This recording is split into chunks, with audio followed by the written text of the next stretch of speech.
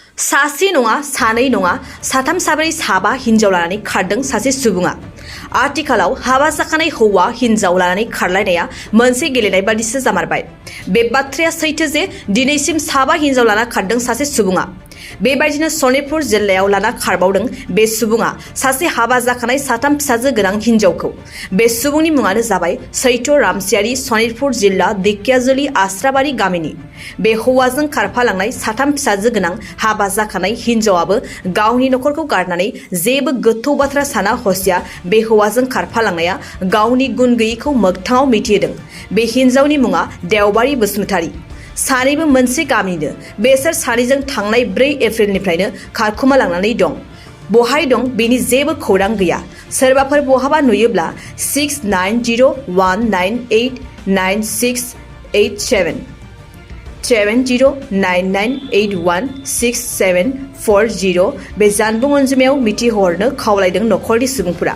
नोंथाङा सरखारि साख्रि नागिरदोंना? नोंथांनि थाखाय मोनसे गोजोनथाव खौरां। नोंथांनि थाखाय दं एडुकेट पइन्ट, जेराव नोंथाङा सोलोंथाइ लानायनि गेजेरजों सरखारि साख्रिनि गुबुन गुबुन रोखोमनि गोब्राब आनजादफोरखौ उथ्रिसारनो हागोन आरो गावनि आथिङाव गसंथानो हागोन।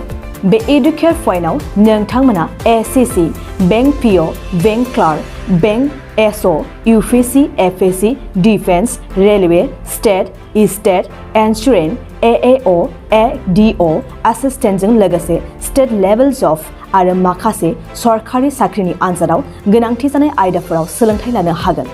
मख'नो गोनांदि बे सोलोंसालियाव साख्रिनिल' नङा, बेयाव MBA आरो सैनिक स्कुल बायदियाव एडमिशननि थाखाय एन्ट्रेन्स होनो थाखायबो सोलोंथाइ लानो हागोन। बे सोलोंसालियाव गाहाम थाखो खथानि सुबिदा दं आरो सम मथे नोंथांनि सोलोंथाइखौ बे सोलोंसालियाव होनाय जागोन। बेखौबो मिथिनांगोन दि बे एडुकेट पइन्टआव सोलोंथाइ लानानै बावैसो 2021-22 इं मायथाइनि एसएससि GDनि आनजादाव गासै 11 सा सोलोंसाफोरा उथ्रिसारनो हादों। बारा नङा, गासै 15,000 रांजोंनो नोंथाङा बे सोलोंसालियाव 6 दानसिम सोलोंथाइखौ लानो हागोन। बे सोलोंसालिया क'क्राझार, बरपेटा र'ड, गलपारा आरो बङाइगावआवबो दं। क'क्राझाराव सोलोंथाइ लानो गोसो गुदुं जानाय सुबुंफोरा 70020261133 9101536360 70020261133 9101536360।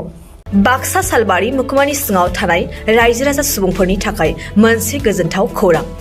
किरण एन्टारप्राइज, जेराव नोंथांमोना मोननो हागोन नोंथांनि फालांगि खालामनायाव गोनांथि जानाय टाटा य'दा ट्राक आरो ई-रिक्सा, लोगोसे नोंथांनि न' बां लुनायाव गोनांथि जानाय बाला, अन्थाइ, सिमेन्ट, इटा।